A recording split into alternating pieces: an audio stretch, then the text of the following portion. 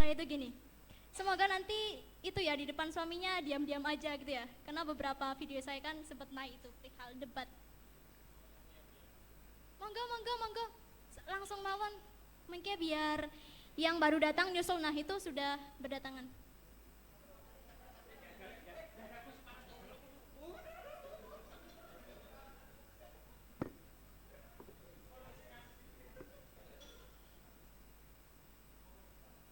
Kami ucapkan selamat datang kepada Bapak Ahmad Saifullah selaku narasumber kita yang sangat luar biasa hari ini. Mohon diberikan tepuk tangan.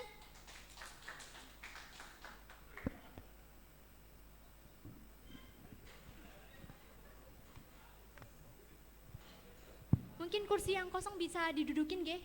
Mboten napa-napa. Nggih. Biar merapatkan, monggo di depan mawon.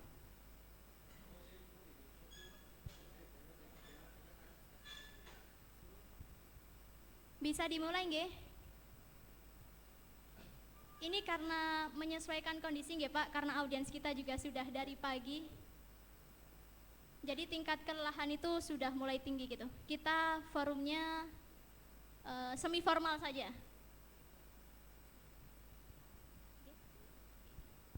Boleh saya buka nggih? Saya bukanya dengan pantun boleh nggak? Daun salam dimakan jerapah. Yang jawab salam rezekinya melimpah. Assalamualaikum warahmatullahi wabarakatuh.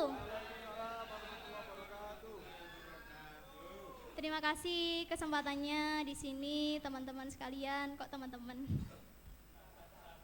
Sahabat-sahabat sekalian yang sudah menyempatkan waktunya untuk hadir di forum ini dan berdiskusi untuk membedah penguatan kemandirian ekonomi kader melalui koperasi dan UMKM bersama narasumber kita yang sangat luar biasa, yaitu Bapak Ahmad Saifullah yang selaku Wakil Ketua Bidang Koperasi dan UMKM PWGP Ansor Jawa Timur. Boleh diberikan tepuk tangan dulu.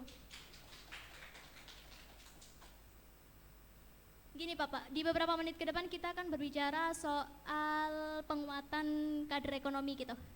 Jadi kita akan mengulik sedikit tentang peran UMKM dan juga koperasi yang ada di kita ini. Karena gini ya, kalau kita berbicara soal ekonomi itu kan tidak hanya uang, tidak hanya angka saja. Tapi bagaimana perekonomian kita itu tidak bergantung pada orang lain, kita bisa mandiri seperti itu. Apalagi terlebih lagi kita di sini sebagai ansor-ansor di sini perannya di masyarakat tidak hanya membawa soal agama saja, tapi juga bagaimana sebagai representatif daripada pemuda untuk bisa mengejarkan perihal ekonomi di masyarakat, seperti itu. Apalagi belakangan ini kan kebijakannya Bapak Prabowo, yaitu Koperasi Merah Putih. Nah, itu sebentar lagi akan dilaunchingkan. Nah, mengingat hal itu mungkin Bapak bisa memberikan peran-peran strategis ataupun langkah lah agar kita para kadernya Ansor ini bisa kemudian ikut serta turut andil dalam mensukseskan program-program beliau. Monggo. Oke, baik, terima kasih. Saya buka dulu. Assalamualaikum warahmatullahi wabarakatuh. Sahabat-sahabat sekalian, siang hari ini saya merasa terhormat sekali berada di forum ini bersama dengan sahabat-sahabat. Tetapi saya ingin sedikit mengoreksi, bukan sebagai narasumber ya, tetapi cukup kita sedang diskusi bersama untuk kebaikan kita bersama, untuk kemanfaatan kita bersama, khususnya dalam konteks atau melalui wasilah perekonomian. Karena bagaimanapun Nahdlatul Ulama sebagai sebuah jam'iyah itu sejak didirikannya sudah mengabdikan jam'iyah itu sebagai jam'iyah diniyah, juga sekaligus jam'iyah ijtimaiyah. Artinya bahwa perjuangan hikmat Nahdlatul Ulama itu selain dalam kerangka perjuangan dan hikmat keagamaan, juga dalam kerangka perjuangan dan hikmah ijtimaiyah, sosial, kemasyarakatan, dengan berbagai macam halnya. Ini yang kemudian perlu kita ingat dan kita gali kembali tentang spirit para muassis Jam'iyah Nahdlatul Ulama yang hari ini kita berkhidmat di dalamnya melalui gerakan pemuda Ansor. Ini saya langsung sambung saja ya dengan Ansor ya.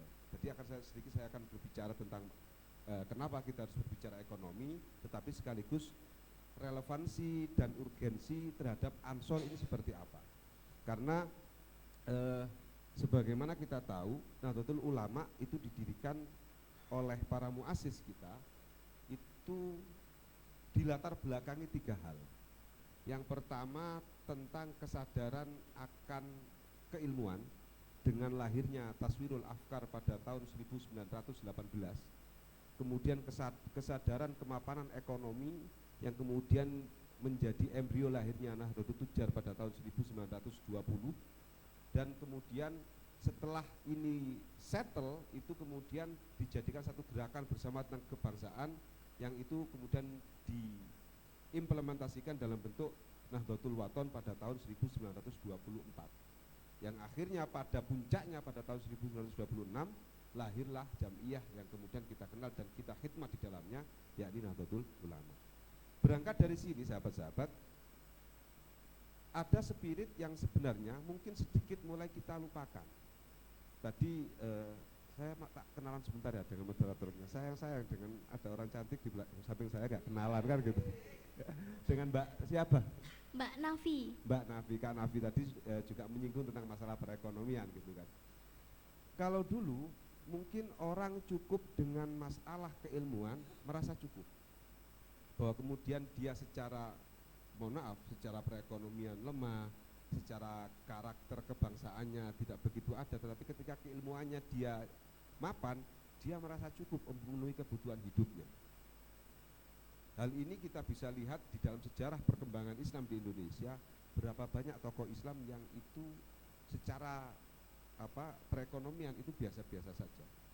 Kiai-kiai dulu kiai kita dulu itu nggak ada yang kaya. Ya baru-baru sekarang aja Gus-Gus yang sekarang aja agak kaya-kaya kan gitu kan. Kalau kiai-kiai itu dulu tidak. Beliau sudah cukup puas akan bahwa ketika beliau bisa ngaji, beliau bisa memberikan kemanfaatan dalam bidang keilmuan, itu sudah lebih dari cukup dalam menjalankan kehidupannya, baik itu di dunia maupun cita-citanya di akhirat. Hari ini tidak bisa. Sederhana saja, sahabat-sahabat kalau bikin pengajian RA gitu ya, bikin rutinan PHBI, entah itu Isra Mi'raj, Mauludan, undang salah satu penceramah mubalek, itu kemudian mubaleknya datangnya pakai Suprafit, ono sih nyambut orang kira, Banser kira-kira nggak akan tahu itu kiai Podo, nggak mungkin tahu. Tapi kalau kemudian kiai datangin dengan mobil minimal Innova Reborn, udah dikawal dari depan sampai depan panggung. Artinya bahwa ada pergeseran paradigma yang ada di masyarakat kita, di umat kita, tentang suatu sudut pandang kehidupan kita. Oleh karenanya Nahdlatul Ulama yang dalam konteks ini sudah didawuhkan sebagai sebuah jam'iyah sholihun likulli zamanin wa makan, harus mau beradaptasi. Kita nggak bisa kemudian hari ini, hei ayo tahlilan, hei ayo manakipan, hei ayo tibaan, tidak bisa cukup.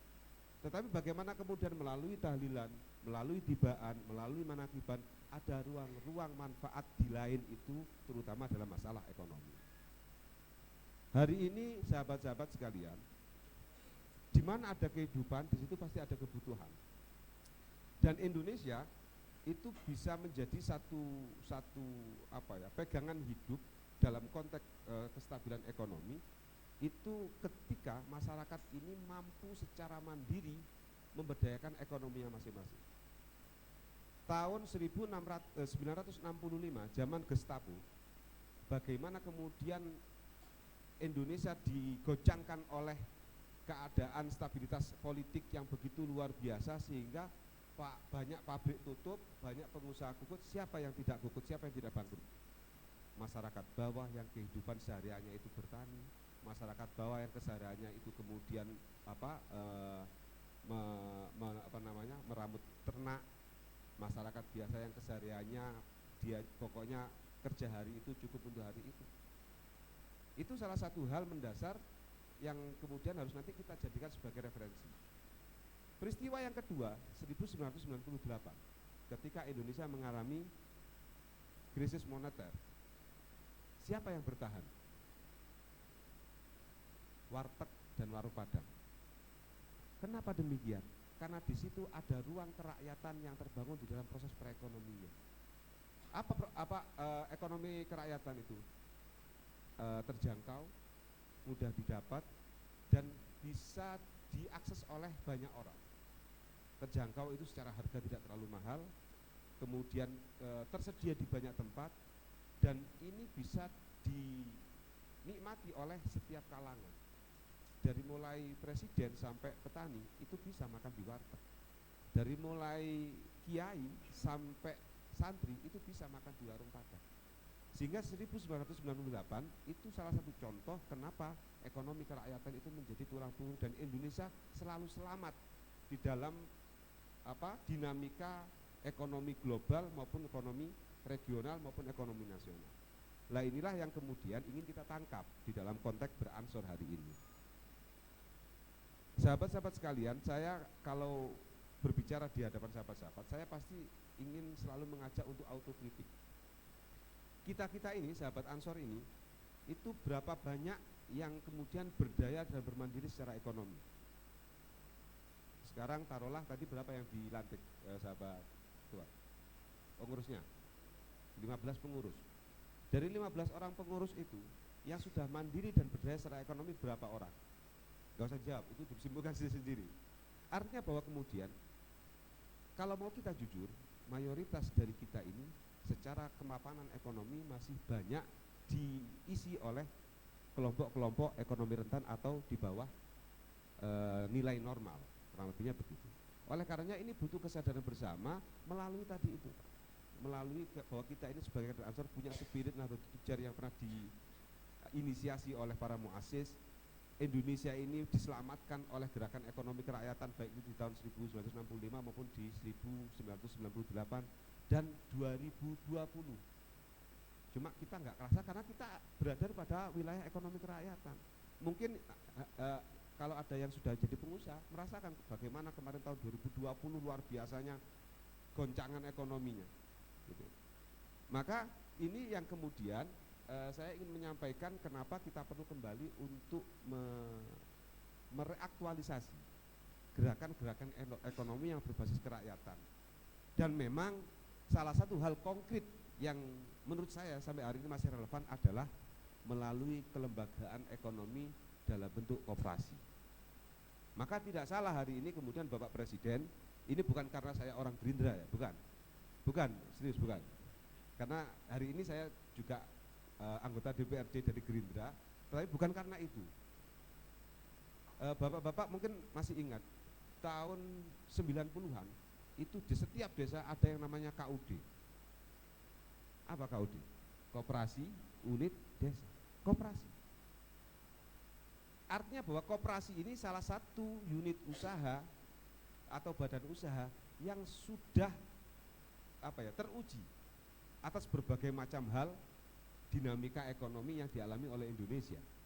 Bahkan kalau pas sahabat-sahabat baca nanti, saya sarankan sahabat-sahabat baca ada buku namanya buku Nahdlatul Tujar. Ini buku penelitian tentang nilai perjalanan perekonomian PCNU Ponorogo. Namanya buku Nahdlatul Tujar. Ada PDF-nya dan bisa diakses secara gratis. Itu mengatakan bahwa Wahab dulu itu menginisiasi Nahdlatul Tujar itu karena salah satunya kemudian dibentukkan dalam bentuk koperasi. Kalau sekarang itu bahasa kerennya itu BMT itu, Baitul Mal wa Tamwil itu. Itu bahwa Wahab menginisiasi Tujar salah satu unit usahanya adalah itu. Maka saya ingin mengajak kepada sahabat-sahabat pada siang hari ini sejalan dengan semangat yang masih menyala di tubuh sahabat-sahabat setelah sesaat tadi dilantik, itu kesadarannya harus langsung dua, bahwa Ansor sebagai Banom NU itu adalah jam'iyah diniyah juga jam'iyah ijtimaiyah. Maka melalui MDSRA penguatan di jam'iyah diniyahnya melalui keansoran kebanseran itu berlaku kepada jam'iyah ijtimaiyahnya. Salah satunya adalah masalah perekonomian. Kenapa ekonomi penting? Karena hari ini kita tidak bisa lepas dari permasalahan ekonomi. Artinya begini, ekonomi itu saya sepakat dengan sampaikan saya lupa tadi namanya Mbak Nafi. Nanti minta nomor HP aja lah biar nggak lupa kan itu. Bahwa kemudian tadi Mbak Nafi menyampaikan bahwa kemandirian ekonomi tidak hanya masalah angka, tidak hanya masalah berapa banyak rupiah di saldo kita, tidak. Tetapi nilai manfaat dari berdayanya atau aktivitas ekonomi ini bisa berdampak semakin luas. Maka dalam hal ini saya ingin mengajak kepada sahabat-sahabat Ansor di Kecamatan Blimbing itu, saya mengistilahkan ini mudah-mudahan bisa nanti menjadi satu semacam rumusan ya. Ini saya rumuskan ketika saya hari ini berada di bidang ekonomi dan UMKM di PU Jawa Timur. Saya membuat rumusan yang kemudian saya sebut dengan the next level of konsolidasi. Apa itu the next level of konsolidasi? Ini sebagai sebuah ikhtiar jawaban dalam rangka membangun gerakan keansoran yang itu bersamaan dengan membangun gerakan ekonomi. Maka di dalam the next level of konsolidasi ini ada 3 item penting yang kemudian harus kita perhatikan. Yang pertama, kita tahu bahwa kader Ansor Banser itu Mbak Nafi, seluruh Indonesia, Bansernya saja itu sejumlah 7-8 juta yang terdaftar, anggota Bansernya saja, belum pengurus Ansornya. Di kecamatan di PAC Blembing berapa ranting? 8 ranting. Anggap saja saya berasumsi masing-masing ranting duwe 10 Banser ya Pak Ripasani, bahkan mungkin lebih. Itu berarti sudah ada 80 anggota Banser, belum pengurus Ansornya. Anggap saja masing-masing 10, Bansernya 10, Ansornya 10, RAE 5 wis. Per ranting ada 25 anggota kali 8. Sudah berapa? 200. Iya kan? Sudah ada 200 anggota Ansor yang berada di bawah naungan PAC Blimbing. Kita selama ini melihatnya masih dalam jumlah angka. Oh ya Banserku wis 100. Pengurus Ansorku wis selawe. Rantingku wis urip kabeh. Bukan itu yang kemudian kita bahas hari ini, tetapi bahwa kemudian ketika kita punya jumlah kader yang melimpah, itu harus dilihat juga sebagai sebuah sumber potensi ekonomi yang bisa kita garap, sekaligus sebagai sumber ekonomi yang bisa menjadi ruang produksi. Kemudian yang kedua, PAC salah satu kewajiban dalam organisasi Mbak Nafi itu wajib melaksanakan kaderisasi wajib, baik itu PKD maupun diklatsar, minimal dalam 1 tahun 2 kali. Gak tahu kalau yang sekarang. Nah, ruang-ruang kaderisasi ini jangan hanya dilihat sebagai ruang doktrin ideologi saja, jangan hanya dilihat sebagai transfer of knowledge tentang ke-NU-an saja, tetapi juga harus dijadikan sebagai ruang vokasi, sebagai ruang untuk mengasah keterampilan kader, sehingga kader ketika selesai dari kaderisasi itu mapan secara ideologisnya, bahwa dia jadi benar-benar kader NU tenanan militan, tetapi juga punya pengembangan wawasan tentang bagaimana membangun kehidupan ekonomi dalam berorganisasi. Sehingga penting nanti pada prakteknya, ini akan saya bedah, saya akan bicara 3 ini saja. Kemudian yang ketiga, program-program dan kegiatan itu jangan hanya dilihat sebagai sebuah beban pekerjaan. Saya yakin di hampir semua PAC ketika mendapatkan atau membuat program rutinan MDS RA 1 bulan sekali, entah itu manakipan, rotiban, istighosah atau apa, pasti kemudian yang terpikirkan adalah beban anggaran. Iki kok sekali rutinan butuh kopine sakmene, butuh gorengane sakmene, nyewa soni sakmene, nyetak banner sakmene, kok gurung gawe nyangoni kiai ini dan sebagainya. Iya Pak ya? Iya. Kenapa kemudian kita nggak berpikir begini, setiap kali kegiatan atau program yang dimiliki oleh Ansor itu kita jadikan sebagai sumber potensi ekonomi, sebagai ruang produksi nanti. Penjabarannya, ini yang pertama. Ketika kita berbicara kader melimpah, kemudian itu sebagai sumber potensi ekonomi, apa yang kemudian harus kita lakukan? Yang pertama, lihatlah bahwa kader ini sebagai sebuah sumber potensi yang bisa kita jadikan sebagai ruang-ruang produksi. Lakukan kurasi atau pendataan kader. Nah, ini biasanya dimulai dari kaderisasi. Jadi di beberapa tempat sudah dilakukan. Setiap kali ada diklatsar atau PKD, saat pendaftaran itu biodata yang dicantumkan oleh panitia tidak hanya sekedar nama, alamat, nomor HP, status, ya kan? Kemudian nama istri, pertama, kedua, ketiga kalau ada kan begitu kan. Nama anak, pendidikan, pengalaman organisasi, tambahkan lagi 1 poin atau kolom keterampilannya apa. Oh dia bisa nyetir, oh dia bisa nambal ban, oh dia bisa nyablon, oh dia bisa bikin kopi. Buat tambahkan kolom yang kedua.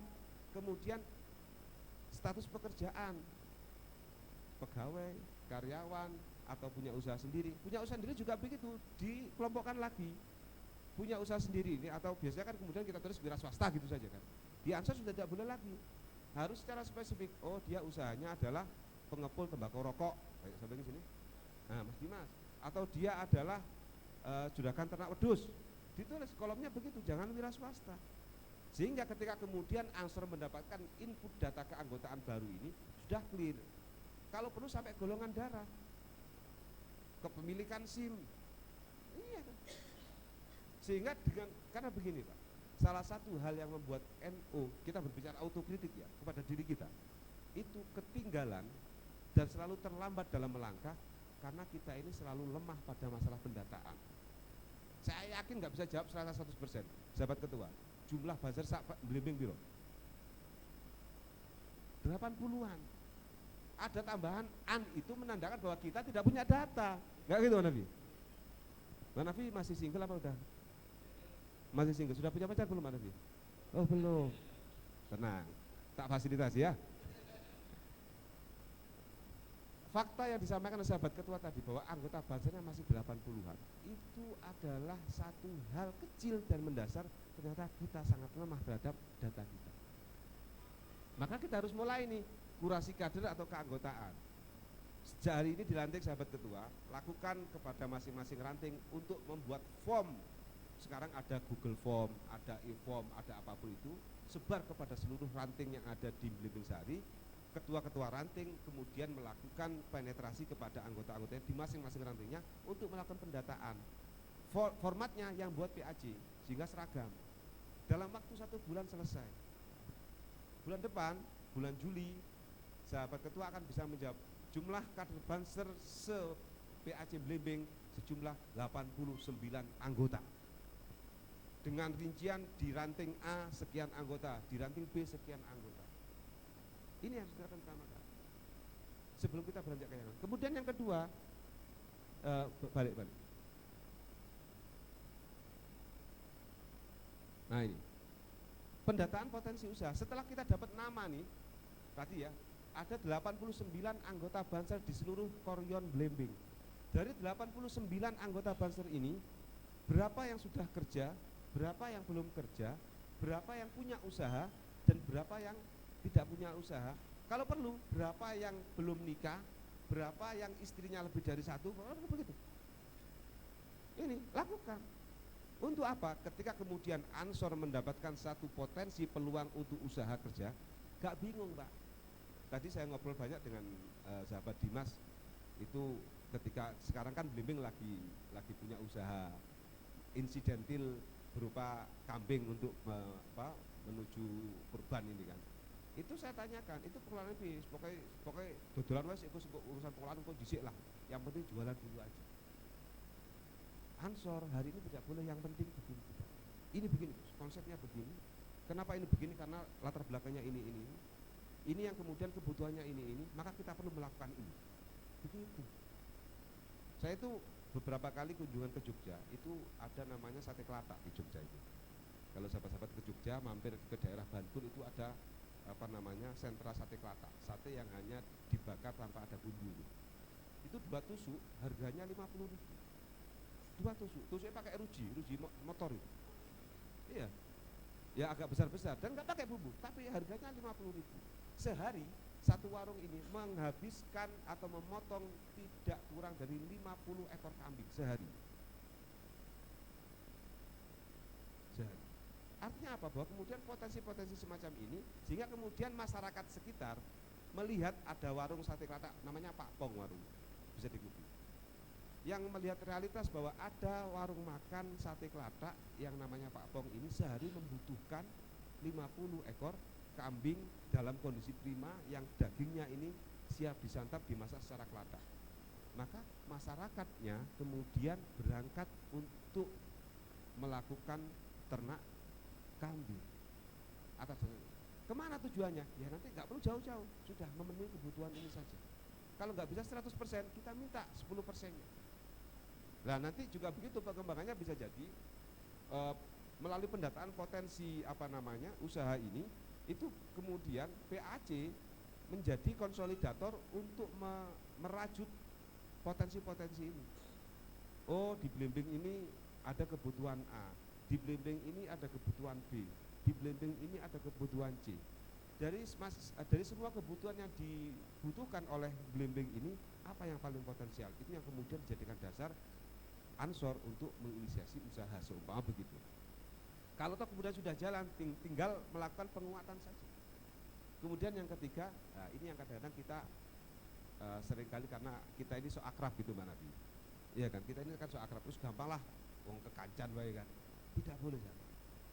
Sudahlah kita sama-sama sahabat, kita saling percaya. Jangan. Dalam konteks bisnis itu sesuatu yang dilarang.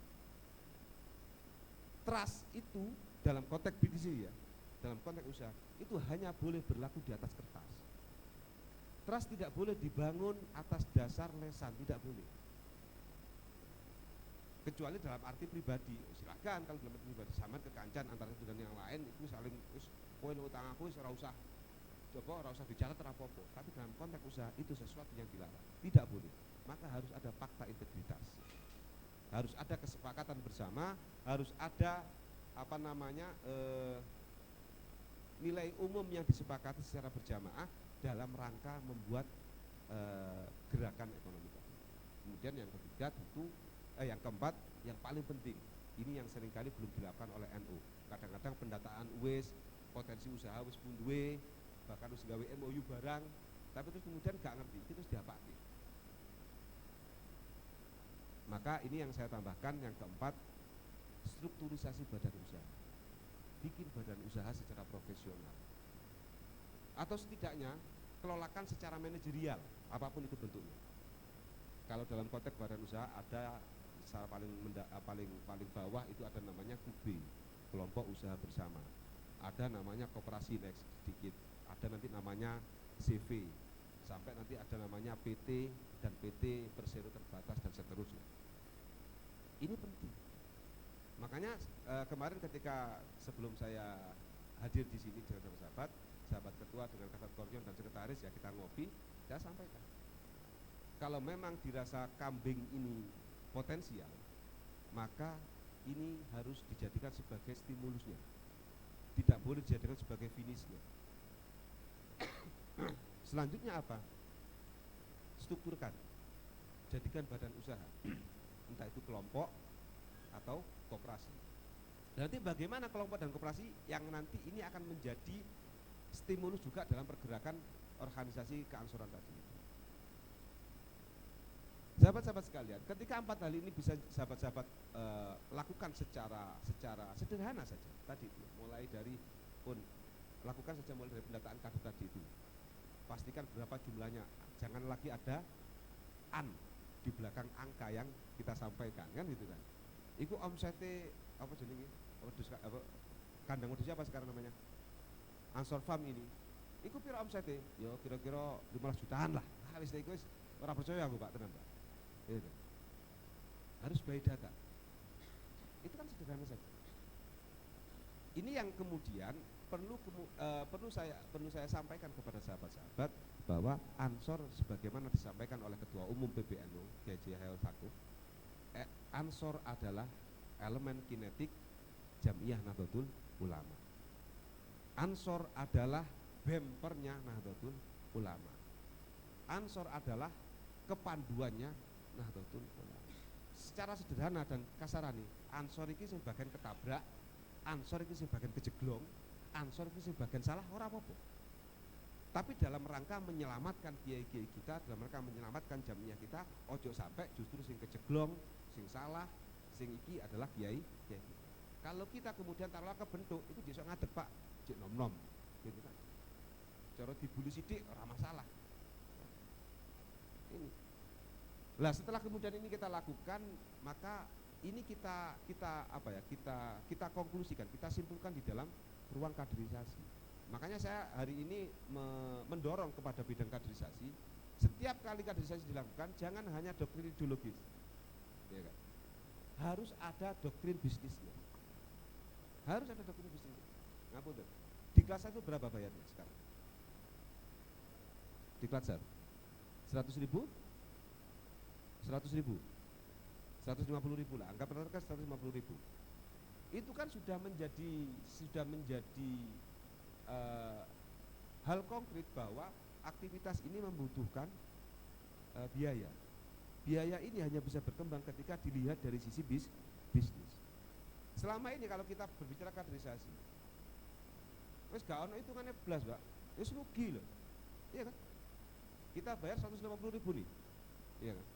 Itu sudah dapat kaos, Gitu. Wis gawe kaosnya sing rada apik titik sudah 1000. Iya kan? Makan 3 kali sehari. Mbak Nafi kalau makan sekali berapa, Mbak Nafi? Sehari 2 kali. Sekali makan 25.000 cukup nggak, Mbak Nafi?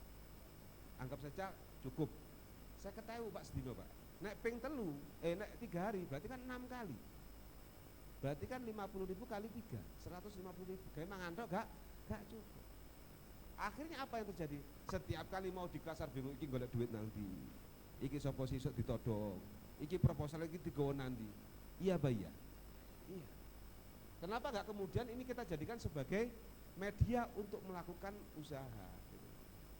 Makanya saya berharap nanti Ketua PAC bisa menginisiasi khazanah lokal saja, potensi ekonomi yang dimiliki oleh masing-masing wilayah. Dalam ini Blembing kalau memang sepakat untuk mengembangkan Ansor Farm tadi itu, sudah Ansor Farm jadikan salah satu muatan lokal di setiap kaderisasi yang dilakukan oleh PAC Blembing. Sehingga kalau toh nanti seumpama ada kendala karena kan kalau sudah Ansor Farm itu kan konsekuensinya kan harus punya lahan yang cukup luas untuk kandang, harus menyiapkan area untuk pembibitan pakan dan lain sebagainya. Kalau memang toh itu kemudian menjadi kendala seumpama, kan nanti dengan adanya kader-kader di setiap wilayah itu kan bisa kita jadikan sebagai ruang-ruang ternak secara pribadi yang itu kemudian terkonsolidir oleh PAC.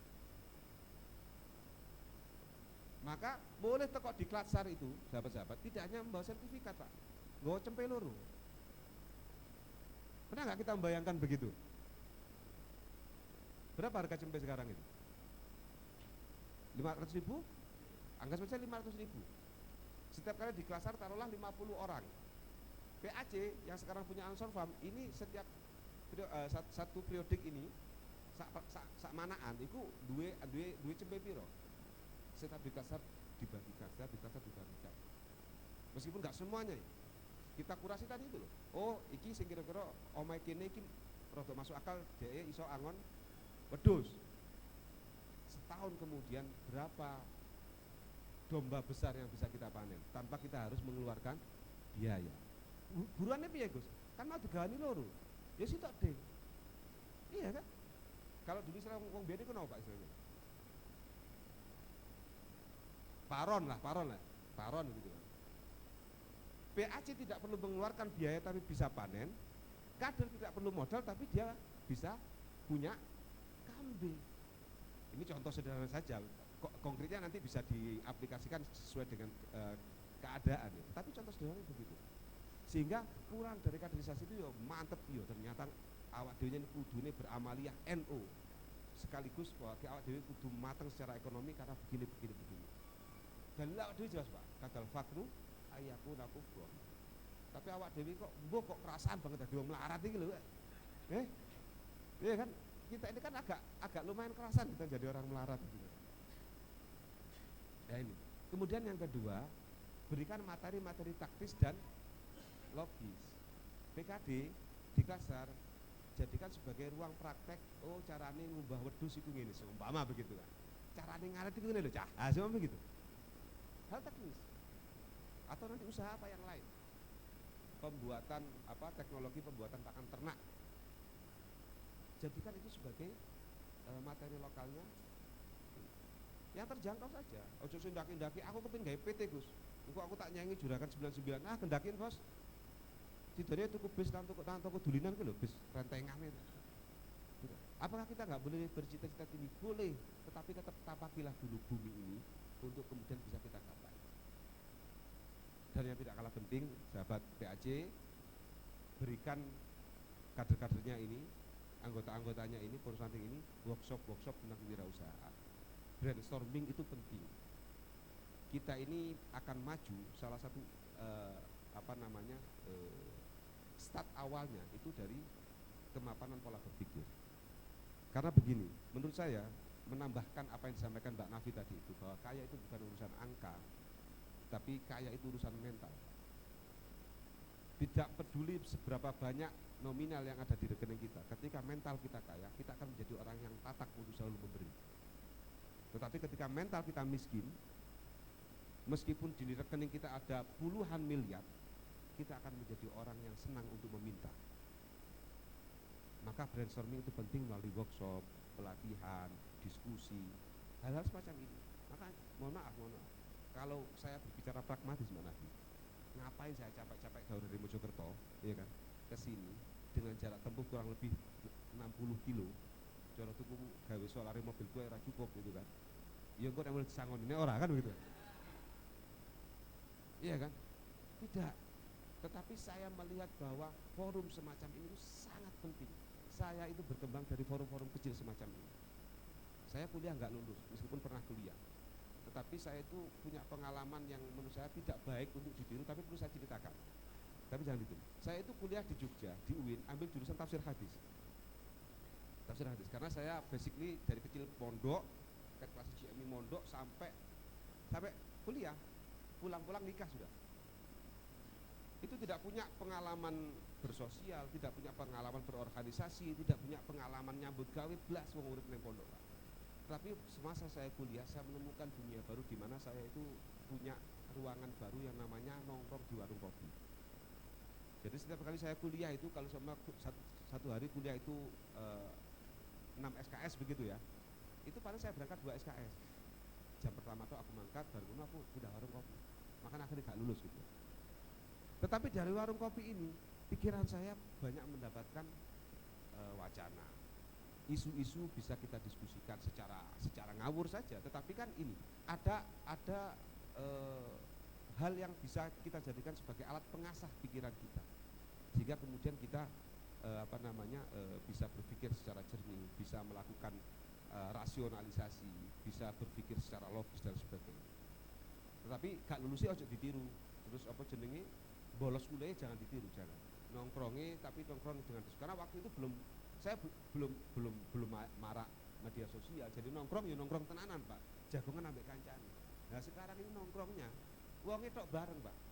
Uteke, mripate, pikirane nang hatine dhewe. Ya. Ini. Maka ini penting untuk kemudian forum-forum non formal tapi itu diskusi itu penting. Workshop itu penting selain kaderisasi itu.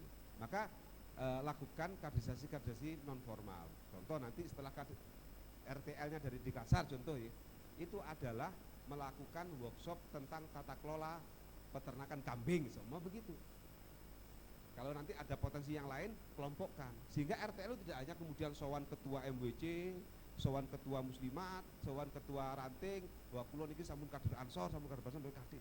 Tidak hanya itu, tetapi benar-benar ada pengembangan. Nah inilah yang nanti ansor akan menjadi ruang strategis bagi kehidupan anak-anak muda, terutama di kota. Karena kebetulan saya juga kota, saya punya saya bisa merasakan lah apa yang dirasakan oleh sahabat-sahabat di kota. Hampir sama secara umumnya, baik itu demografisnya maupun biografinya hampir sama. Ada karakter-karakter umum yang dimiliki oleh masyarakat urban itu, satu pragmatis, yang kedua cuek, yang ketiga individualis. Sudah. Dan ansor akan hadir di sana menjadi ruang strategis sebagai pengurai dari ini, di mana masyarakat ini perlu adanya sosial. Masyarakat ini perlu adanya ruang-ruang yang tidak hanya dihitung urusan angka. Nyuwun sewu, sahabat-sahabat. Hari ini ketika kita berbahasa, aku njaluk tolong yo, itu aku kate nunggahno kuda-kuda nek wong biyen. Ada yang paham enggak yang maksud saya mau kuda-kuda? Kalau dulu soyo itu ya soyo, Pak. Gak menjaga no bayaran belas. Hari ini njuk tolong, itu kok nek guru digawe gak mulih. Angkruk ngenteni disangoni ngono. Iya kan? Jadi sekarang bahasa minta tolong itu sama dengan nyambut gawe yo tak bayar. Keposironya sudah hilang. Padahal kita ini sebagai warga bangsa Indonesia, karakter utama kita itu adalah gotong royong. Ansor akan hadir di sana ketika bisa melakukan itu. Kemudian yang ketiga, program kegiatan itu jadikan sebagai transformasi perekonomian. Penuhi kebutuhan sendiri. Ini sudah saya sampaikan waktu ngopi sama ketua. Ya tadi itu, setiap kali PAC punya kegiatan rutinan RI, butuh kopi, butuh jajan, butuh dan sebagainya. Itu kan kalau kemudian kemarin saya ngisi PKL di Sampan, itu saya tanya, ada enggak dari PAC yang hadir di sini yang ikut menjadi peserta PKL itu yang punya kas rutin dan tetap? Ngacung, ada 4 PAC yang ngacung. Tak tanya lagi, seperti apa bentuk kas rutinnya? Ya setiap kali kegiatan rutinan RA itu Gus, nanti ada kaleng keliling yang akan dijalankan kepada anggota atau jamaah yang hadir untuk diisi. Berapa isinya? Seikhlasnya. Oke. Satu lagi, sama Gus. Satu lagi, tidak, kita di Camplong, kemarin itu di Kecamatan Camplong, Ketua PAC menyampaikan bikin kayak semacam program koin NU. Jadi setiap pengurus, bukan anggota, pengurus PAC itu satu orang diamanai satu kaleng untuk dibawa pulang ke rumahnya. Ketika ada rutinan RA, kaleng ini dibawa untuk kemudian dihitung bersama-sama di dalam majelis itu. Saya tanya, oke, hasilnya berapa? Ya setiap bulan kurang lebih 200.000, 150.000. Berapa? 200, 200, 300. Kebutuhan sampean untuk kegiatan RA PAC berapa? Ya tergantung. Kalau kita ngundang kiai ya bisa sampai 1 juta. Kata yang tak tanya. Kemudian saya tanyakan kembali, kayak semacam itu, iuran ini bermanfaat apa tidak? Ya bermanfaat, Gus. Iya. Cukup apa tidak? Enggak cukup. Terus kemudian apa yang saya lakukan? Ya sudah Gus, kita nodong sana, nodong sini, jadi sing jawab itu. Artinya bahwa kemudian kegiatan itu masih dianggap sebagai beban untuk kemudian kita harus melakukan ikhtiar-ikhtiar, mencarikan uang, mencarikan anggaran untuk memenuhi kebutuhan. Nah ini harus kita balik, Kemudian yang kedua, learning by doing, dan yang ketiga adalah jadikan kegiatan-kegiatan yang ada sebagai ruang produksi. Makanya kenapa saya menyarankan PAC ini nanti membentuk koperasi. Apa sih prinsip koperasi itu? Dari, oleh, dan untuk anggota. Kepemilikannya adalah anggota. Di dalam koperasi itu ada 2 kewajiban yang harus dilakukan oleh anggotanya. Yang pertama adalah simpanan wajib, yang kedua adalah simpanan pokok. Dari 2 hal ini, itu kemudian akan kita berdayakan. Lah bagaimana caranya? Sinkronkan dengan kegiatan-kegiatan. PAC punya kegiatan rutin RA 1 bulan sekali. Setiap 1 bulan sekali rutinan RA itu jadikan sebagai momen untuk membayar simpanan wajib tadi itu. Taruhlah kita hitung deh, kopi sak wong itu dengan sekarang kopi di Malang ini berapa harganya? 1 cengkeh. Anggap saja 5.000. Gorengan berapa sekarang di sini? 1.000, anggap aja sak wong telu, makanya kakek rada anu kan. 3.000 gitu kan ya. Yes. Terus kemudian aqua anggap aja 10.000. Maka buatkan di dalam aturan koperasi simpanan wajibnya itu minimal senilai 10.000 atau 15.000. Bukan paling sedikit, tidak, ditetapkan. Bayarnya kapan? Waktu ada kegiatan rutinan RA. Kenapa di situ? Yang pertama, ini akan menjadi salah satu dorongan bahwa kegiatan ini akan dihadiri oleh banyak kader yang selama ini berangkat karena kesadaran, sing gak sadar ya orang mangkat. Dan saya yakin, tak takon di mana, anggota Ansor sak blimu berapa? 80-an? 100-an ya, oke. Roda akeh lah, 100-an. Saya berani bertaruh dengan sahabat ketua, setiap kali rutinan RA tidak mungkin lebih dari 70% yang hadir. Iya enggak? Betul enggak? Karena apa? Kita masih jaga kesadaran. Gus kan sudah diklat sah, sudah PKD, sudah harus terbangun. Iya. Tetapi ini harus di-maintenance kesadaran ini. Lah, cara maintenance kesadaran itu dengan cara mengaitkan itu dengan kegiatan yang konkret dalam bentuk usaha tadi itu apa? Koperasi. Maka setiap kali datang untuk ikut kegiatan ngaji RA, dia mendatangi 2 kegiatan sekaligus. 1 rutinan ngaji ini, nomor 2 kegiatan koperasi, dalam hal ini adalah membayar simpanan wajib. 15.000, tadi alokasi anggarannya berapa? 10.000 per orang. Ada sisa anggaran berapa? 5.000 rupiah. Sehingga setiap kali kegiatan rutinan, jenengan gak pusing golek sumbangan, justru surplus. Pertanyaannya kan mesti begini, ya Gus gelem bayar arek-arek. Kira-kira anggota ini mau nggak bayar? Disitulah fungsi dan peran koperasi.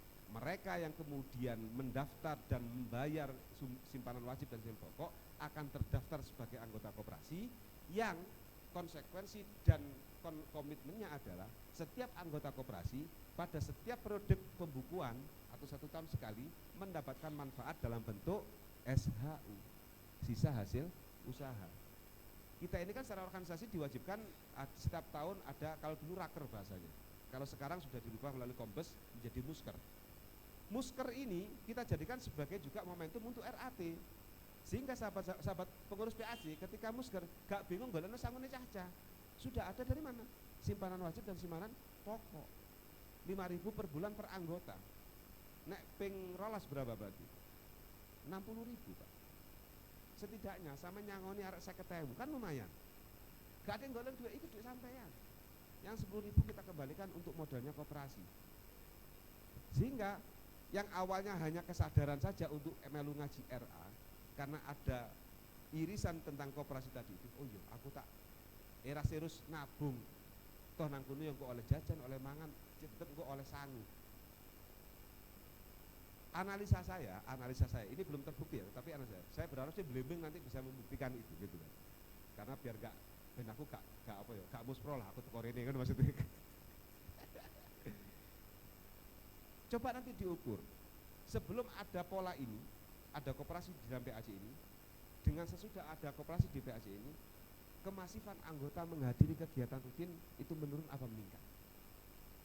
Dengan catatan bahwa anggota diberikan pemahaman bahwa nanti PAJ akan membentuk badan usaha yang namanya koperasi, yang nanti di situ anggotanya adalah seluruh anggota Ansor Banser se-Blembing yang bersedia untuk mendaftarkan diri dan bersedia untuk membayar simpanan wajib, simpanan pokok 1 tahun sekali, 1 kali dalam keanggotaan dan simpanan wajib setiap tahunnya.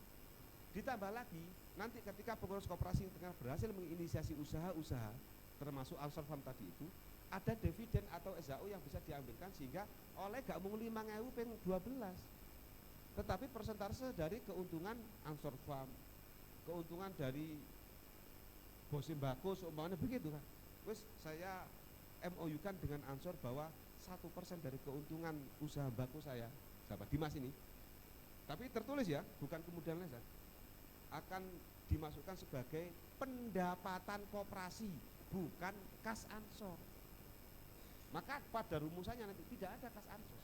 Ketika dimisioner konverjap, itu yang ada hanya LPJ kegiatan. Gak repot-repot gawe LPJ anggaran. Karena apa? Anggaran sudah terselesaikan di dalam forum RAT tadi. Coba kita bayangkan semacam itu.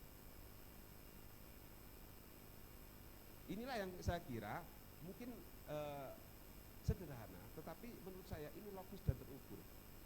Tinggal pertanyaannya adalah kita mau apa tidak untuk melakukan.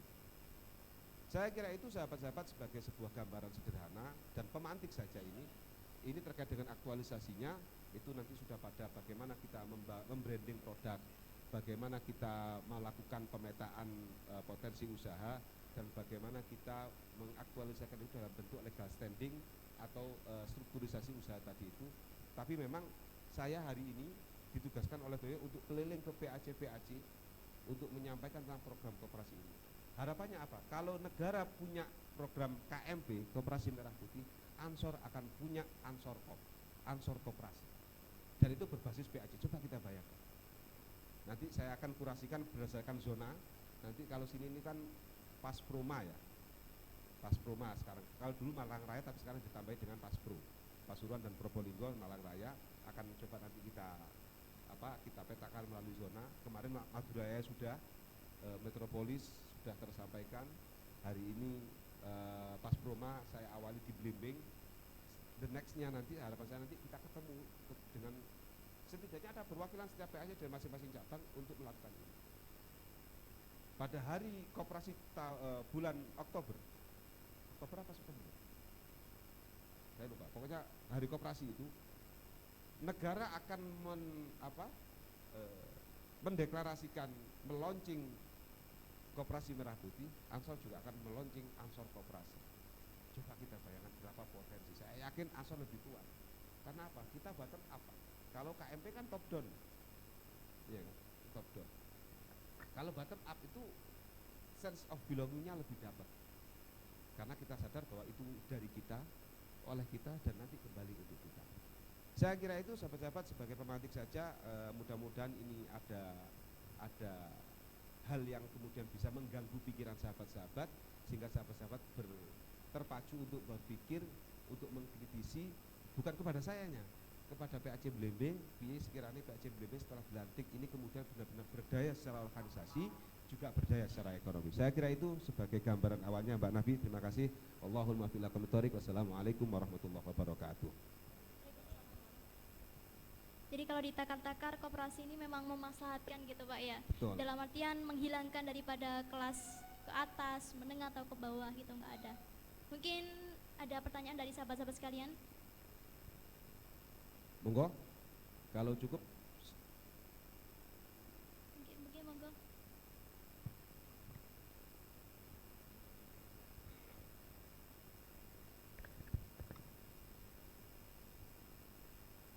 Saya mau bertanya terkait bentuk koperasi. Kan rencananya kan memang PAC Ansor Blimbing ini rencananya mau launching koperasi Ansor Blimbing Menyala. Ya. Nah, konsepnya itu sebenarnya kita itu lebih awalnya itu berpikir bukan lebih ke penarikan dana anggota, tapi lebih ke pengelolaan usaha kader. Ya. Nah, itu jadi nanti ya kebetulan beberapa waktu lalu itu kita juga ada kesempatan untuk diberikan beberapa dana untuk mengelola. Ya. Untuk kemarin kan sempat kita berpikir badan usaha apa yang paling tepat. Ada pertama CV, PT, koperasi, terus kelompok usaha dan sebagainya. Sehingga kita berpikir koperasi ini hal yang tepat karena untuk keberlanjutan organisasi itu bisa dilanjutkan karena kepemilikan juga kepemilikan bersama. Nah, yang saya tanyakan bagaimana sistem ketika dana tersebut itu tidak berasal dari anggota, tapi dari eksternal, mungkin seperti itu. Oke. Terima kasih. Langsung jawab dulu ya, biar nanti sambil mengalir. Itulah kenapa pentingnya kita ini melakukan strukturisasi usaha atau membuat badan usaha itu. Karena di dalam badan usaha itu kan pasti ada ketentuan-ketentuan yang terikat secara perundang-undangan. Sehingga dengan adanya badan usaha ini, pengelolaannya tidak bisa ngawur, tidak bisa sakar PDW. Termasuk dalam konteks koperasi. Koperasi itu nanti memang ada secara administratifnya, itu kan satu ada calon pengurusnya, kemudian ada calon anggotanya, kemudian ada modal awalnya. Yang ini kemudian kita ajukan melalui pihak terkait atau dinas terkait. Dalam hal ini kalau di masing-masing daerah beda-beda, ada Diskoperindak, ada Diskop saja dan seterusnya, entah di Kota Malang ini apa maksudnya. Melalui situ kemudian ini mendapatkan legalitas bahwa koperasi bernama Koperasi Ansor Blimbing Menyala ini adalah badan usaha resmi yang berupa koperasi yang mendapatkan SK dari Diskoperindak dan SK Kementerian dan seterusnya. Nah, di dalamnya itu kemudian ada ketentuan-ketentuannya. Misalnya hasil kekayaan koperasi dari mana saja. Di situ disebut 1, simpanan pokok, 2, simpanan wajib, yang ketiga hasil usaha yang disepakati oleh anggota, semua begitu. Maka apa yang disampaikan oleh sahabat Fajar atau sekretaris PAC ini tidak menyalahi aturan dan sangat mungkin justru itu akan baik sebagai modal awal yang akan kita masukkan di dalam persyaratan administrasi pembentukan koperasi itu. Taruhlah, hari ini ada suntikan modal segar berupa uang cash berupa senilai 50 juta. Sampaikan di sana bahwa ada modal awal senilai 50 juta. Sehingga uang ini itu milik koperasi, bukan milik perorangan yang memberikan modal sudah. Kalau sudah masuk ke sana ya. Lah inilah yang kemudian nanti menjadi nilai tambah bagi anggota. Iki lho rek, ono duit 50 juta, Bos. Iki engko nek digerakno dalam usaha iso dadi 100 juta supaya begitu. Sederhananya. Hasil dari 50 juta menjadi 100 juta kan ada keuntungan 50 juta. 50 juta inilah yang akan dibagikan kepada anggota yang terdaftar menjadi anggota dan melaksanakan kewajibannya sebagai anggota. Sehingga tadi yang saya sampaikan, maka setiap tahun anggota itu tidak hanya mendapatkan SHU dari akumulasi simpanan wajibnya saja, tapi juga mendapatkan tambahan dari hasil usaha yang dimiliki oleh koperasi sebelum itu, sebelum koperasi ini berdiri. Dengan catatan begini, gambaran saya ketika ini dinamakan atau diinisiasi oleh pengurus, maka pisahkan antara pengurus PAC Ansor organisasi dengan pengurus koperasi. Cuma tetap harus ada keterkaitan. Bagaimana? Di dalam struktur koperasi itu ada 2, ada pengawas, ada pengurus koperasi. gambaran saya pengawas ini kita ambilkan ex officio ketua PAC terpilih. Ketua PAC terpilih, bukan orangnya, tapi jabatan ketuanya. Anggotanya siapa? Sekretaris terpilih, bendahara terpilih, dan kasat kornya terpilih.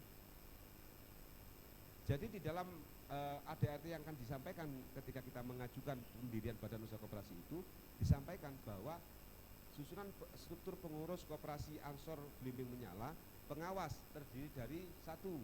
Ex officio ketua PAC terpilih, ex officio kasat kor yang terpilih, ex officio sekretaris terpilih, ex officio bendahara terpilih.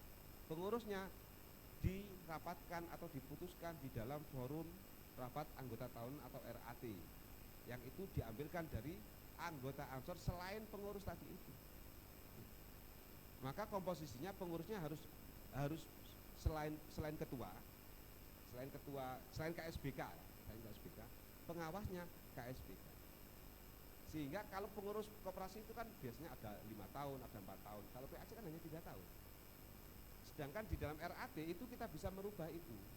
Artinya di dalam aturan koperasi itu kita boleh melakukan perubahan struktur pengurus itu setiap tahun di dalam forum RAT. Karena forum RAT itu forum tertingginya koperasi. Maka itu boleh. Sehingga ini justru akan menjadi salah satu daya tarik bagi anggota. Ini aku nek tak melok apa jadi? Melok anggota. Karena apa? Ketika ada badan usaha di sana, kan tidak semuanya perlu ikut usaha untuk mendapatkan hak kemanfaatan itu. Cukup dia sebagai anggota dan koperasi menginisiasi untuk adanya usaha. Nilai manfaatnya wajib didistribusikan kepada seluruh anggota koperasi dengan persentase yang sudah diatur di dalam ADAT. Maka sangat baik malah justru ketika sudah ada modal awal begitu. Tetapi secara administratif tetap harus ada simpanan pokok dan simpanan wajib, karena itu jati dirinya koperasi di sana. Sebagai bentuk aktualisasi bahwa ini dari, oleh, dan untuk kita di situ. Karena kalau nggak khawatirnya begini Pak, karena dia pernah di Klatsar nih, malah di Klatsar tok, terus gak tahu waktu belas, ngerti-ngerti ono forum RAT, SAU-nya 100 juta Pak, dilalah pengurusnya dari awal sepakat untuk tidak ada simpanan pokok, simpanan wajib. Ya dia akan dengan sahnya saja dan dengan aku ini anggota Banser, aku tahu di TD kok, aku tahu di Klatsar, kalau sertifikatmu, aku berhak mendapatkan bagian itu. Nah itu bahayanya. Kenapa kemudian tetap harus ada simpanan pokok, simpanan wajib dan terdata. Jadi anggota koperasi itu pasti kader Ansor Banser, tapi tidak semua kader Ansor Banser itu menjadi anggota. Nanti bedanya di sana, sehingga nanti pada saat RAT akan ketemu, ya kan? Sing anggota ya oleh manfaat Pak, oleh bagian SHU. Sing gak melu anggota, sing ben-bulan gak gelem bayar, gak melu gelem daftar dari anggota koperasi, ya tidak boleh protes ketika dia tidak mendapatkan. Ini urusannya bukan urusan struktural organisasi, ini urusan struktur kelembagaan bisnisnya, dalam hal ini adalah koperasi, dan itu sangat sah. Makanya tadi saya menyampaikan analisa saya, hal ini justru akan menjadi motivasi keaktifan kader yang selama ini hanya berangkat dari kesadaran 100%, benar-benar awareness, benar-benar dorongan hati. Ketika ada koperasi akan ada tambahan dorongan, oh iya, dengan aku bayar 15.000 budal, kok setiap tahun aku oleh SHU. Setiap kali aku gak budal, aku bakal double, ya kan, nunggak kan begitu. Ini apalagi kemudian hari ini sudah ada usaha yang dilakukan. Ini sudah menjadi modal awal kekayaan koperasi itu, yang secara kalkulatif sudah bisa kita ukur bahwa nanti nilai manfaatnya bisa kita dapatkan sebagai anggota tanpa harus melu angon Pak, tanpa harus melu ngarit, tanpa harus melu nunggoi kandang. Coba bayang. Ya meskipun nanti ada presentasinya kan begitu kan. Jadi tetap boleh dan itu malah sah secara administratif, tetapi tetap harus dimasukkan simpanan pokok dan simpanan wajib. Justru malah bagus, nanti tinggal mengholding saja koperasi ini. Ada Ansor Farm, kemudian ada salah satu unit usahanya Dimas ini yang TW-nya atau yang R2-nya atau apanya. Kan tinggal nanti pengurus ketua koperasi marani Dimas. Ini saya sebagai ketua koperasi bertemu dengan sebagai jenengan ini apa sebetulnya? CEO gitu. Apa nama PT sama ini? Tobak. menemui jenengan sebagai CEO PT Tobacco. Untuk apa? Melakukan MOU kerjasama bahwa Ansor mendapatkan dividen 1% dari keuntungan yang dihasilkan oleh PT Tobacco. Coba apa itu? Ansor gak lapo-lapo, gak melok promosi itu, 1% mendapatkan dividen dari PT-nya. Nah, itu yang saya maksud tadi, termasuk kurasi pendataan anggota dan potensi usaha itu. Kan bisa jadi ada dimas-dimas yang lain di Blembeng ini. Minta saja 1%, 1%, 1% setiap tahun saja, jangan setiap bulan. Yang penting ada fakta integritas tadi. Bisa kita bayangkan berapa rupiah yang bisa dimanfaatkan, apa yang bisa diberikan oleh Ansor kepada anggotanya secara manfaat finansial dengan itu sendiri. Tetapi sekali lagi itu hanya bisa dilakukan ketika Ansor ini punya lembaga usaha yang namanya koperasi. Itu saya kira sahabat Fajar.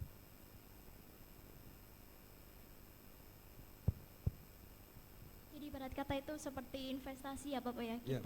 Kita taruh saham, kemudian kita tanpa bekerja, tanpa rekoso kita mendapatkan hasilnya. Betul, gitu. ya, semacam Jadi begitulah. ya, jadi itu kan bisa memantik daripada semangat keaktifan para kader ini agar bisa lebih memberdayakan ekonominya di masyarakat Blimbing ini. Iya.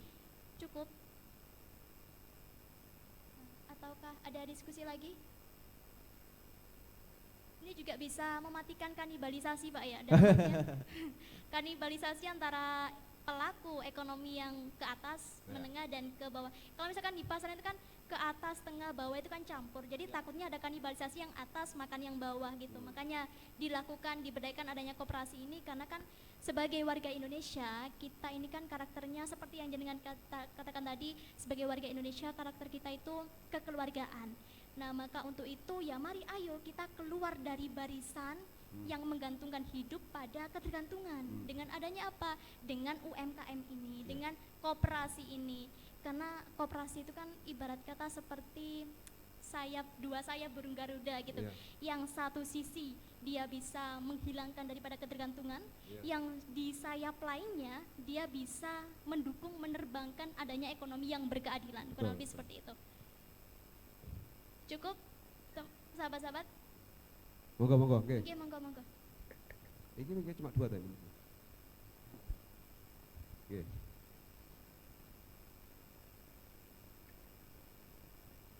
Assalamualaikum warahmatullahi wabarakatuh. Waalaikumsalam warahmatullahi wabarakatuh. Ngapunten Gus, karena teman-teman juga rasanya tadi tidak ada yang bertanya, jadi saya terpaksa bertanya. Tidak aktif. Cek pantas lah. Ya, saya mencatat sedikit daripada yang disampaikan oleh Gus Ipung tadi. Yang pertama yang saya tadi soroti di slide kedua tadi Gus, itu ada istilahnya the next level of konsolidasi sebenarnya, cuman tertulisnya konsolidadi. Nah ini saya kira tadi doa agar kemudian Blimbing ini usaha-usahanya akan menjadi atau mendadi. Nah lanjut menyikapi tentang apa yang disampaikan oleh ini sebenarnya tokoh internasional ya, Charles Darwin dalam bukunya Origin of Species, Gus. Itu kan menyatakan bahwa yang bisa bertahan itu bukan yang terkuat ataupun yang paling cerdas, tapi adalah yang paling mampu beradaptasi. Nah, dalam pola pikir secara fundamental, saya sebisa mungkin berpikir bahwa setiap kondisi apapun itu, setiap bidang apapun itu pasti ada konsep adaptasinya. Nah, ini dalam penyikapan atau sudut pandang jenengan, sepanjang menggerakkan koperasi ini, apakah ada kendala-kendala yang kemudian harus memaksa teman-teman beradaptasi, Gus? Itu yang pertama. Terus lanjut ke dua, Gus ya pertanyaannya. Lanjut juga ke pertanyaan soal kaderisasi, karena tadi disinggung kaderisasi. Kebetulan saya juga diamani di bidang yang sama dengan Mas Rizky juga di kaderisasi. Jadi di kaderisasi, Ansor itu kan ada PO kaderisasi, Gus. Nah di PO kaderisasi itu ada istilahnya kemudian Ansor itu diamanai sebagai katalisator atau percepatan lah dalam badan NU itu sendiri. Nah bagaimana sudut pandang jenengan mengenai peran dari Ansor untuk melakukan percepatan itu? Apakah itu menyoal teknologi atau seperti apa gitu? Mungkin itu dulu. Terima kasih. Langsung saya jawab ya. Yang pertama kendala tentang upaya adaptasi, ya itu memang paling sulit. Makanya saya ingin mengajak kepada sahabat-sahabat ini sebelum kita memaksakan diri kita untuk beradaptasi, lebih dahululah kita pahami bagaimana dulu perjuangan para kiai-kiai kita melakukan ikhtiar akomodatif terhadap berbagai macam dinamika global atau dinamika masyarakat. Ketika semacam itu, setidaknya kita sudah punya pandangan atau gambaran ketauladanan. Kalau memang kita ini mengaku kader Ansor, maka kita pasti mengaku diri kita adalah seorang santrinya para muassis. Seorang santri itu tidak mungkin memungkiri ajaran-ajaran kiainya. Mosok iya kiai ini gelem berjuang terus awak dhewe ngaku santri tapi ora gelem berjuang. Kan gak masuk akal. Maka sebelum kita berpikir tentang memaksakan atau kendala atau hambatan yang dihadapi ketika adaptasi, kita punya modal awal itu. Kita ini kalau sudah menjadi seorang santri secara makna umum ya, bukan santri yang hanya kemudian hidup di pondok pesantren, mengenyam ilmu pendidikan di pesantren, itu kan mereka yang mampu berpikir, berperilaku dan bersikap selayaknya seorang santri yang secara kematangan emosionalnya sudah klop, keilmuannya sudah dapat, dan yang tidak kalah penting, dia mampu mengarungi samudera hikmah yang diajarkan oleh para kiai. Itu modal kita, dan itu tidak dimiliki oleh kader-kader yang lain. Maka kalau kita enggak menggunakan ini, ya keterlaluan lah kita. Maka adaptasi ini itu akan menjadi mudah ketika kita berangkatnya dari sana dulu. Apakah tidak ada kendala? Ada, pasti ada kendala. Salah satu kendalanya apa gini? Wong bayar 5.000 emoh budal kok. Apa mana saya ingin bayar 15.000. Seumpama tadi diberlakukan bahwa simpanan wajibnya adalah 15.000. Iya kan? Tetapi kita sampaikan adaptasi itu bagaimana kemudian membangun pemahaman, bukan kemudian membiasakan. Saya lebih sepakat adaptasi itu membangun pemahaman daripada membiasakan. Karena kalau membiasakan itu hanya berlaku bagi mereka yang belum mampu melakukan pemahaman. Ada cilik, pembiasaan Pak. Kalau mau pipis bilang ya, kalau mau bobok pipis dulu ya. Ini anak kecil. Mereka yang belum mampu menggunakan pikirannya 100%, maka itu pembiasaan. Tapi kalau sudah akil, ya sudah akilun, ya bukanlah adaptasinya, bukan kemudian membiasakan, tetapi memberikan pemahaman. Kenapa harus membayar 15.000 padahal 5.000 bisa? Ini loh, karena kemudian ini menjadi badan koperasi, yang badan koperasi ini ada simpanan pokok, simpanan wajib, yang simpanan wajib ini diantaranya kita belanjakan dalam bentuk usaha catering apa? Ya kopi, ambek jajan, sengan pangan, ini duit ini. Lah kok laren Mas, sisanya itu menjadi sisa hasil usaha atau keuntungan yang akan diperoleh oleh koperasi, bukan kepada panitia, bukan kepada ketua RA, bukan kepada ketua PAC, bukan kepada kasat partner, tetapi selisih dari 15.000 yang sahabat bayarkan sebagai simpanan wajib ini, itu berupa konsumsi yang sahabat dapatkan karena kita beli kepada koperasi, yang nilainya itu mungkin 10.000 tapi kita jual 2.000, keuntungannya nanti akan kembali kepada sahabat-sahabat pada saat RAT. Jadi kendala pasti ada. Maka cara yang kemudian dua hal tadi yang menurut saya patut kita lakukan. Yang pertama, gali kembali bahwa kita ini sebagai kader Ansor adalah seorang santrinya para muassis. Yang santri itu tidak mungkin menghindar dari ajaran-ajaran kiainya tadi. Yang kedua, berikan pemahaman, jangan buat kebiasaan. Termasuk ketika beratributasi gitu. Atributasi ini kan paling sederhana tapi paling repot. Kenapa kemudian sahabat sekretaris itu pakai warna putih BT, sahabat bidang organisasi kuning, itu kuning. Iya kan? Mana yang betul? Versi PDPRT yang lama di bawah tahun 2024 sing kuning, ditulis bahwa emblem Ansor yang resmi itu dasarnya hijau dan tertuliskan atau tulisannya itu berwarna kuning. Itu hasil Kombes tahun 2010 zamannya 2010 zamannya ketua umumnya sahabat Nusron Wahid, dan itu tidak dirubah sampai kemarin zamannya Mas Adin sekarang baru dirubah menjadi putih. Apakah ada pernah membaca? Ya angel-angel Gus, Gus pokoknya gawe Gus, wong saya ditukokno kok kadang-kadang. Maka berikan pemahaman sehingga gak saling menyalahkan. Yang kedua, ini bisa ketika paham itu kemudian dia mau melakukan. Maka dia mau melakukan ini, yang kemudian setiap dia lakukan ini kemudian berlanjut dan menjadi kebiasaan. Kebiasaan itu terjadi karena pemahaman, bukan karena melu-melu gitu Mas. Maka dua hal itu yang saya sarankan untuk menjawab tantangan hambatan ketika kita membangun paradigma koperasi itu. Kemudian yang kedua tentang kaderisasi, lebih tepatnya tadi bagaimana tadi? Ini yang kemudian saya tadi katakan bahwa ansor itu elemen kinetik tadi itu. Jadi kita harus berani mengambil resiko. Saya mau cerita sedikit, saya tak curhat. Saya dulu pertama kali diangkat menjadi ketua ansor itu penunjukan. Di tengah ansor Kota Mojokerto vakum 4 tahun. Penunjukan ini kemudian ternyata tidak diterima oleh beberapa pihak, termasuk ketua ansor yang lama. Sampai saya ini juga dianggap memasukkan SK oleh ketua PCNU. Iya. Sampai akhirnya pada waktu ketua PWNU adalah Marzuki Mustamar, ketua PWNU-nya Jawa Timur pada waktu itu. Sampai saya sowan kepada Marzuki ngaturaken, "Yai, dalem sak mangke dipun amanai dados ketua ansor ten Kota Mojokerto, ananging dalem niki dereng diperjabat sekali ketua PCNU setempat." Ngono. Iya, terus sampai SK saya itu disita oleh ketua PCNU sama Roy Surya. Dianggapnya saya main-main dan sebagainya lah. Tetapi kemudian saya matur, ngaten gak bisa. Saya sowan langsung ke Marzuki. Saya matur, saya bawa SK ini SK dalem Kiai yang hari ini masih di sini. Oh ya wes, untuk pelantikan aku sing teko. Akhirnya karena beliau dawuh, saya aturi pelantikan, beliau rawuh untuk melegitimate bahwa saya ini resmi dan sah. Loh, begitu masih belum terima Pak.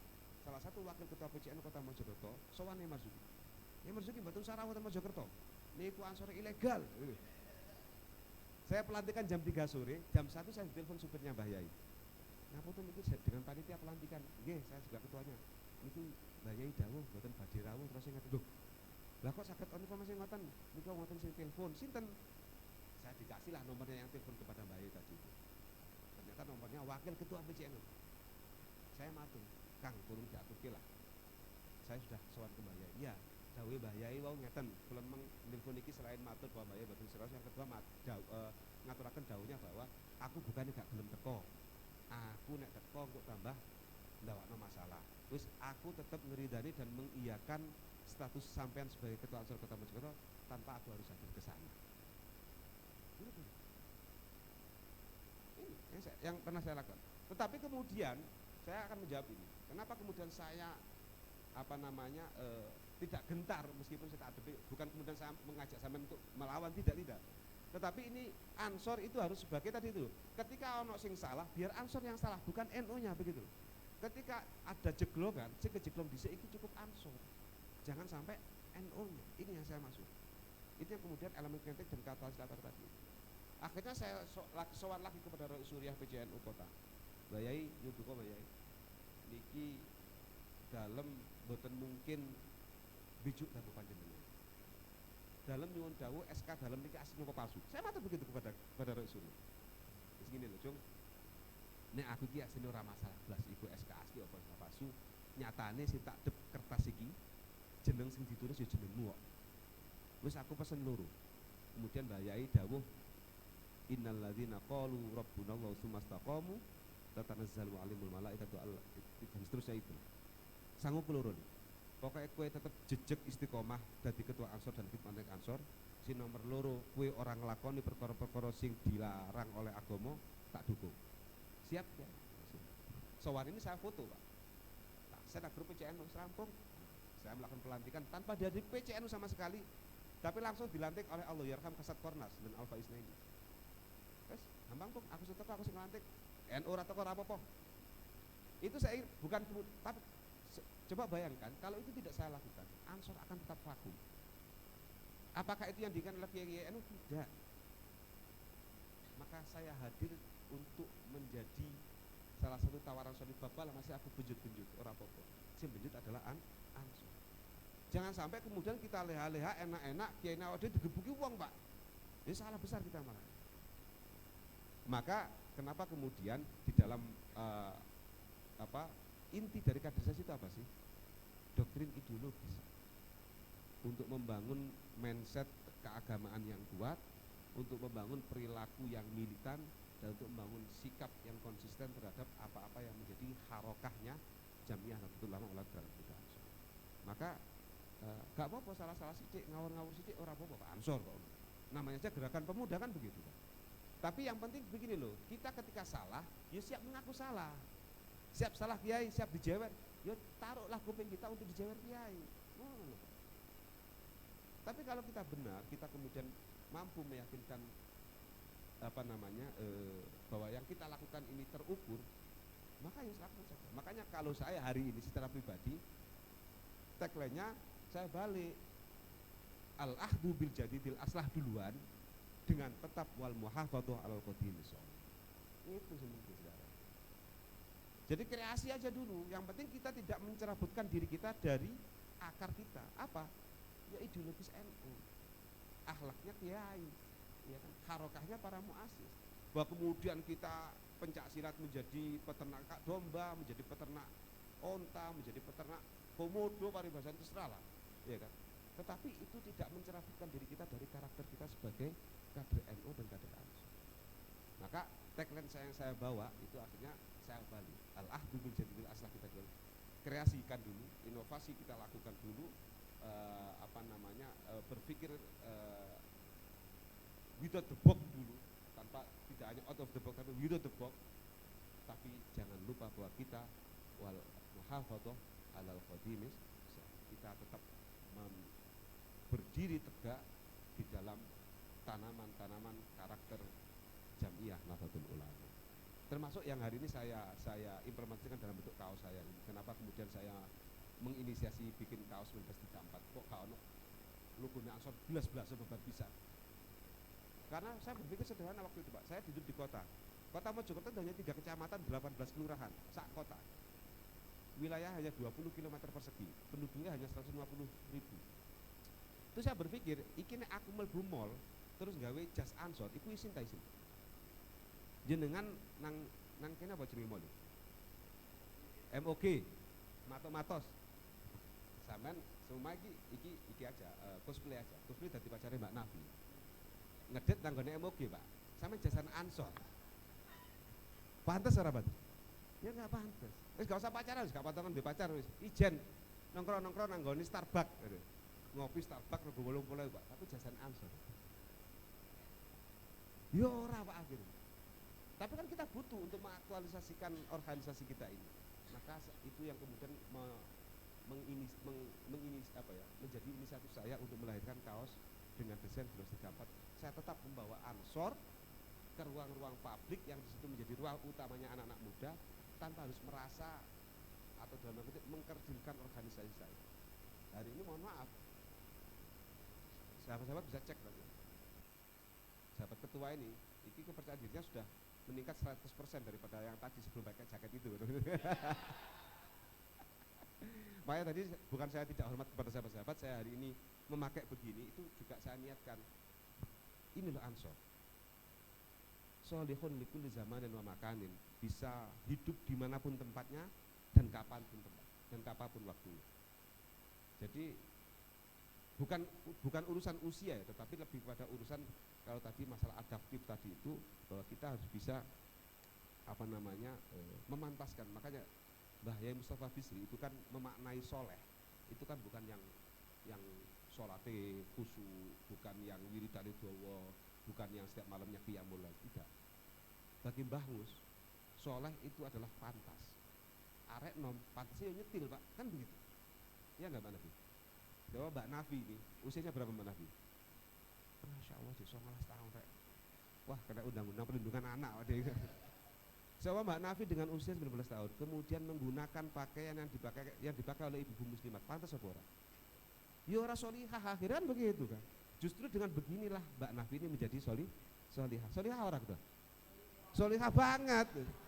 Karena beliau memantaskan diri, karena beliau sebagai MC harus tampil sedemikian rupa untuk tampil di depan orang, dan orang yang melihat Mbak Nafi itu tidak hanya urusan masalah karena Mbak Nafinya cantik, tidak. Tapi orang melihat, oh ya pantas MC ini acara pelantikan PAC Blimbing jadi keren banget kan?